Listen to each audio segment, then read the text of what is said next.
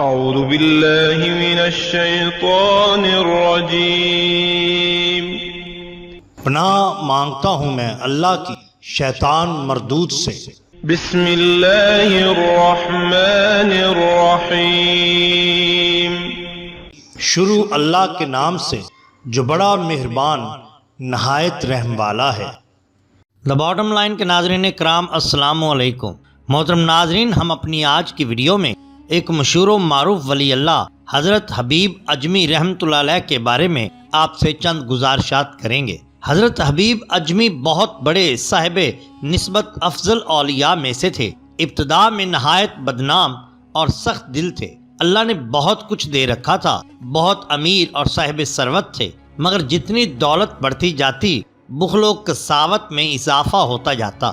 سود پر روپیہ دیتے تھے اور بڑی ہی کسادت و بے دردی کے ساتھ وصول کرتے۔ ہر روز صبح اٹھتے اور قرض داروں کے پاس تقاضے اور سود کی وصولی کے لیے پہنچ جاتے، اور قرض دار کے ہاں خواہ کچھ کھانے اور دینے کو ہو یا نہ ہو یہ لیے بغیر نہ ٹلتے۔ قرض دار سورج سے ڈرتے تھے۔ ایک دفعہ آپ ایک شخص کے ہاں گئے، سود کا تقاضا کیا۔ گھر والی نے کہا میرا شوہر تو باہر گیا ہوا ہے، میرے پاس کچھ موجود نہیں، ایک بکری ذبح کی تھی، اب بچوں کے کھانے کے لیے صرف ایک سری رکھی ہے اور کچھ نہیں۔ بولے میں نہیں جانتا، سری ہی مجھے دے دو۔ سری لے کر بیوی کو دی کہ یہ سود میں ایک جگہ سے ملی ہے، آج اس کو پکاؤ۔ سری پک رہی تھی کہ ایک فقیر نے دروازے پر صدا لگائی، بولے جا، ہمارے ہاں تیرے لیے کچھ نہیں جو ہم تجھے کچھ دیں، اسے تو کچھ مالدار نہ ہو جائے گا مگر ہم غریب ہو جائیں گے۔ فقیر مایوس ہو کر چلا گیا۔ بیوی نے دیگچی کھول کر دیکھی تو سری کی بجائے زندہ خون اس میں بھرا ہوا تھا۔ اس نے شوہر سے ذکر کیا۔ یہ حالت دیکھ کر آپ بہت متاثر ہوئے اور دل میں ایک دھواں سا اٹھا۔ وقت آ گیا تھا، قسمت بیدار ہو چکی تھی۔ اللہ ہی جانتا ہے کہ اسے کیا ادا پسند آ گئی تھی۔ بیوی سے بولے آج میں نہ صرف سود لینے بلکہ تمام گناہوں سے توبہ کرنے جا رہا ہوں۔ دوسرے دن جمعہ کا دن تھا۔ گھر سے اپنا روپیہ واپس لینے کے لیے نکلے۔ بچے کھیل رہے تھے، دیکھتے ہی بولے ہٹو، ایک طرف ہو جاؤ، دیکھو حبیب سود خور آ رہا ہے، ایسا نہ ہو کہ اس کے پاؤں کی گرد ہم پر پڑے اور ہم کسی مصیبت میں مبتلا ہو جائیں۔ یہ سن کر دل میں اور شعلے بھڑک اٹھے۔ لوگوں کے پاس جانے کی بجائے سیدھے حضرت خواجہ حسن بصری کی بارگاہ اقدس میں پہنچے۔ انہوں نے چند باتیں جو کہیں تو دل کی پوری دنیا بدل کر رکھ دی۔ انہی کے ہاتھ پر صدقے دل سے توبہ کر لی۔ اب حبیب وہ حبیب نہ تھے، کچھ سے کچھ ہو چکے تھے۔ دل میں روشنی پیدا ہو گئی تھی، جان روح میں ایک نئی آگ لگی ہوئی تھی۔ واپسی میں ایک قرض دار نے آپ کو دیکھا اور دیکھتے ہی بھاگ اٹھا۔ آپ نے پکارا اور کہا بھاگنے کا وقت بیت چکا۔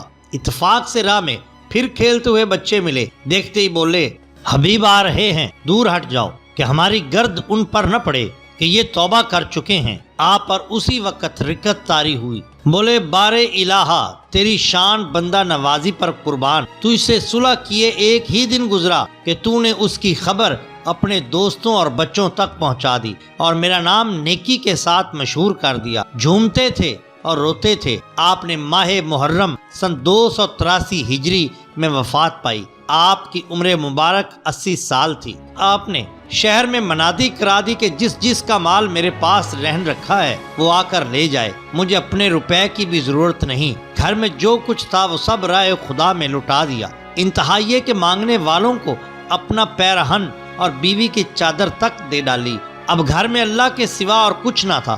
بصرہ کا ایک دولت مند آن کی آن میں امیر سے فقیر ہو گیا اور خوش تھا کہ دولت دے کر بڑی دولت پائی۔ اس کے بعد آپ دجلہ کے کنارے ایک جھونپڑی ڈال کر عبادت و ریاضت میں مصروف ہو گئے۔ پھر یہ کیا کہ دن کے وقت تو حضرت خواجہ حسن بصری کی مجلس میں جا کر حاضر رہ کر علم سیکھتے پڑھتے اور رات بھر نماز میں مصروف رہتے۔ کچھ روز تو بیوی کے پاس اس کے باقی ماندہ اور ڈھکے چھپے زیور سے جو اسے جہیز میں ملا تھا گزر ہوتی رہی۔ آپ تو عشق الہی میں محو تھے، کچھ ہوش ہی نہ تھا کہ کہاں سے آ رہا ہے، کیا ہو رہا ہے، کیسی گزر ہو رہی ہے۔ اس کے بعد ایک دن بیوی نے کہا کہ بال بچوں کے لیے کھانے کی ضرورت ہے۔ فرمایا ٹھہر جا، صبر کر، مزدوری کرنے جاتا ہوں۔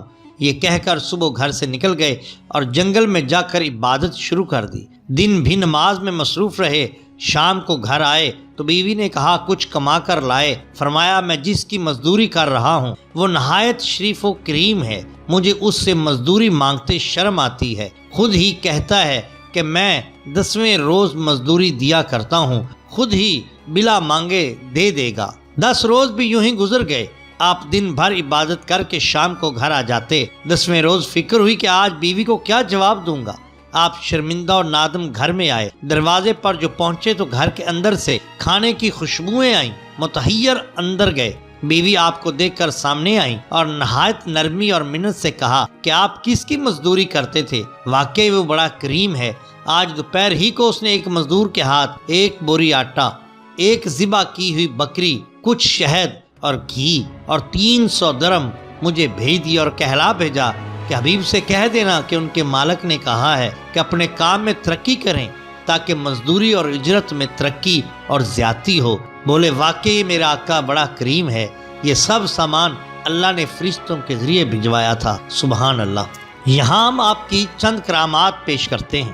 ایک دفعہ بصرہ میں قحط پڑا، آپ برابر کھانا تقسیم کرتے رہتے تھے۔ ایک تھیلی بھر سرہانے رکھ لی تھی۔ جب لوگ تقاضا کرنے آتے اور جنس کی قیمت طلب کرتے آپ اس میں سے نکال کر انہیں قیمت دے دیتے اور یہ بھری ہوئی نکلتی، حالانکہ یہ بالکل خالی ہوتی تھی۔ ایک روز حضرت خواجہ حسن بصری رحمۃ اللہ علیہ آپ کے پاس آئے۔ اس وقت آپ کے ہاں جو کی روٹی اور نمک کی چند کنکریاں موجود تھیں، وہی آپ کے سامنے رکھ دیں۔ اتنے میں فقیر نے جو صدا دی، آپ نے سامنے سے وہ روٹی اٹھا کر فقیر کے حوالہ کر دی۔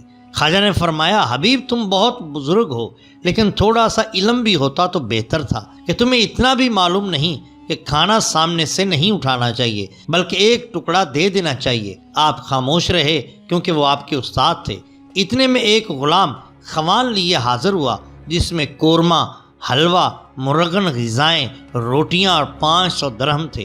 آپ نے درہم اسی وقت تقسیم کر دیے اور کھانا دونوں نے مل کر کھایا۔